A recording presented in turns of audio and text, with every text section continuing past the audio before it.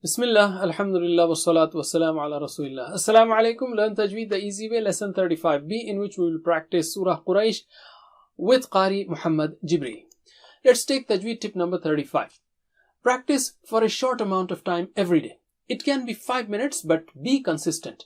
If you don't have time, you can do it while walking, driving, or doing household work.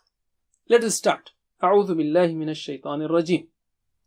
بسم الله الرحمن الرحيم لإيلاف قريش لإيلاف قريش لإيلاف قريش لإيلاف قريش إيلافهم رحلة الشتاء والصيف إيلافهم رحلة الشتاء والصيف إيلافهم رحلة الشتاء والصيف إيلافهم رحلة الشتاء والصيف فليعبدوا رب هذا البيت فليعبدوا رب هذا البيت فليعبدوا رب هذا البيت فليعبدوا رب هذا البيت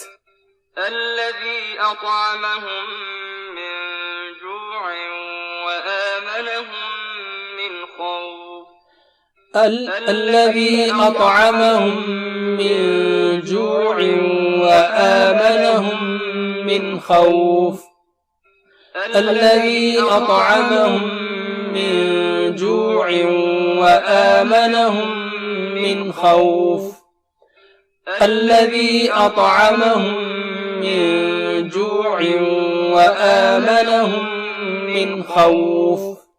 That's it. Jazakumullah khair. Wassalamu alaikum.